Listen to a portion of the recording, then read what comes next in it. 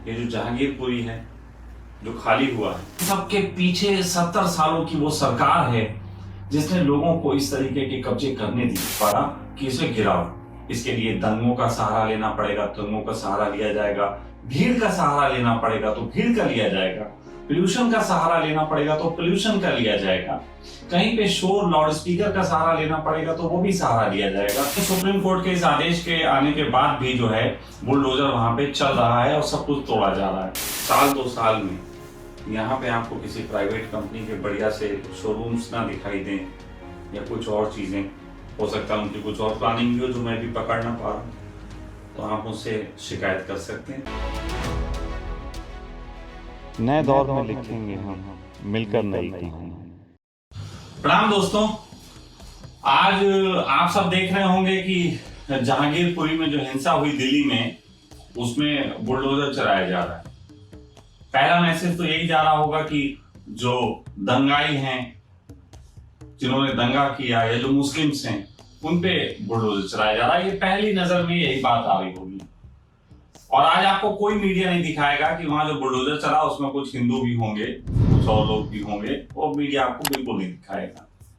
अब ये जो बुलडोजर चलाया जा रहा है, अभी बड़ा टेक्निकली बात है। आप चिल्लाते रहिए कि ये बुलडोजर चलाया जा रहा है और जो आतंकी हैं उन पे चलाया जा रहा है, जो मुस्लिम हैं, जो दंगाई हैं, उन पे चलाया जा रहा है।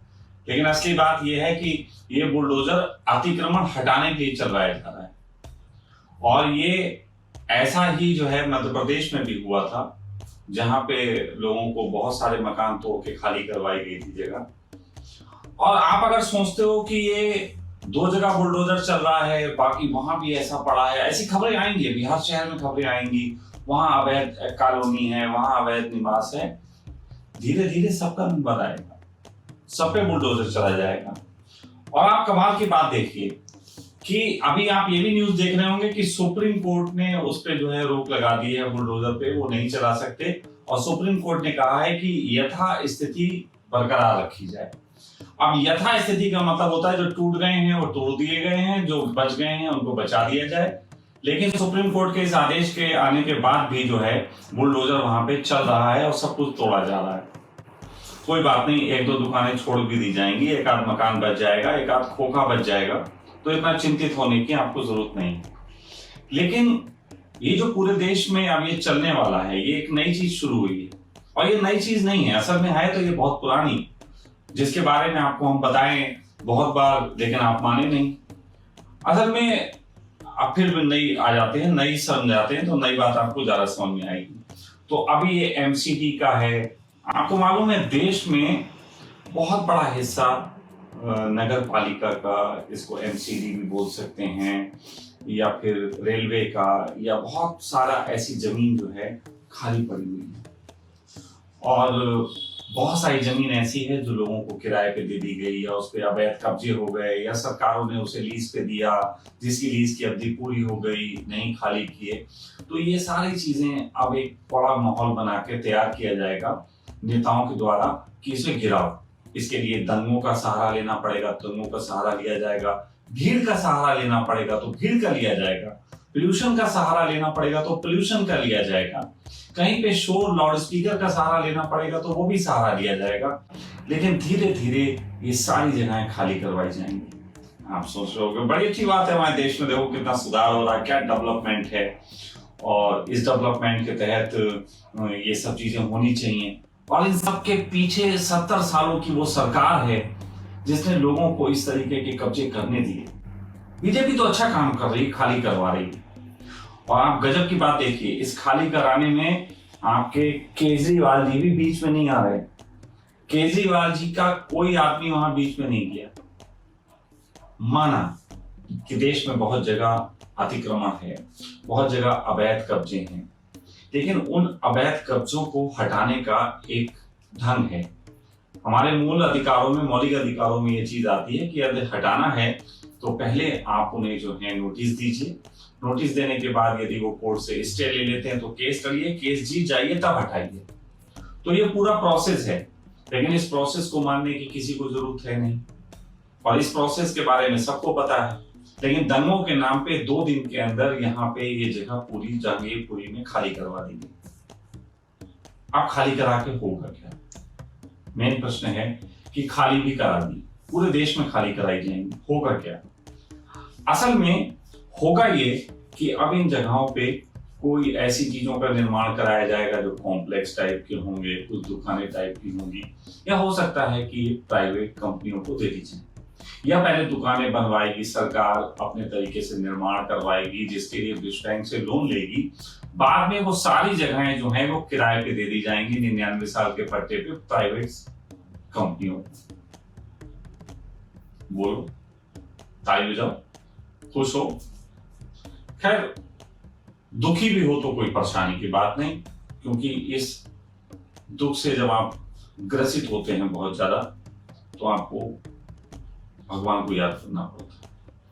और आजकल के दौर में राम से अच्छा भगवान कौन हो सकता है?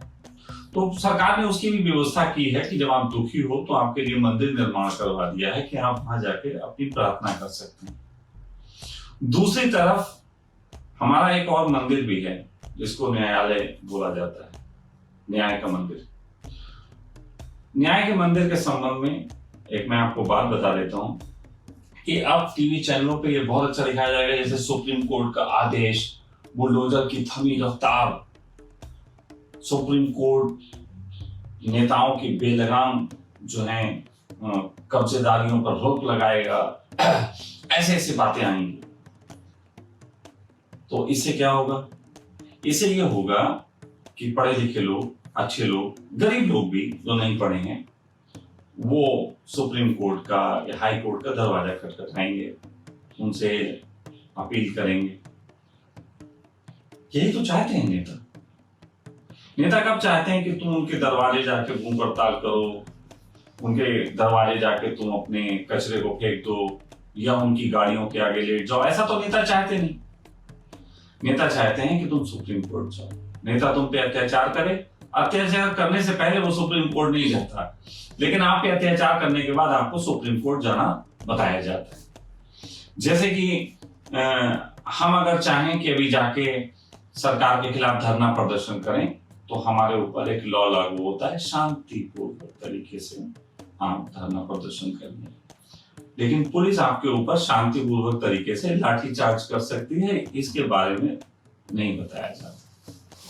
आपको शांति सिखाई जाती है, लेकिन आपको ये बताया जाता है कि पुलिस से हम दमन करेंगे। ये जो जहांगीरपुरी है, जो खाली हुआ है, अगर आने वाले साल 2 साल में यहाँ पे आपको किसी प्राइवेट कंपनी के बढ़िया से शोरूम्स ना दिखाई दें, या कुछ और चीज़ें, हो सकता है उनकी कुछ और प्लानिंग भी हो जो मैं भी पकड़ ना पा रहा, तो आप मुझसे शिकायत कर सकते हैं।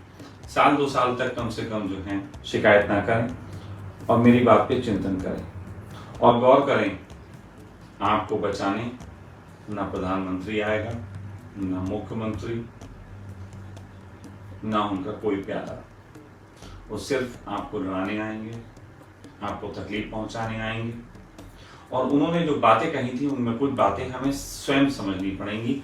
जो लिखते थे, जैसे कहते थे 2 करोड़ हम लोगों को रोजगार देंगे, तो असल में कहीं ऐसा तो नहीं था उन्होंने ये कहा हो कि 2 करोड़ लोगों को हम बेरोजगार करेंगे। ऐसी कोई चीज अब हमें स्वयं समझ लेनी पड़ेगी। हम मतलब उनकी भूलों को, उनकी बातों को जो वो खुल के नहीं कह पाए, है ना, जो दिल में उनके थी और वो कहे कुछ और रहे थे, अब हमें खुद ही उनके दिल की आवाजें सुननी पड़ेंगी कि उनके दिल की आवाजें क्या है। आज मैंने लाइव आने का फैसला किया आप लोगों के बीच, क्योंकि देख रहा था बहुत कुछ चल रहा है, तो रहा नहीं गया।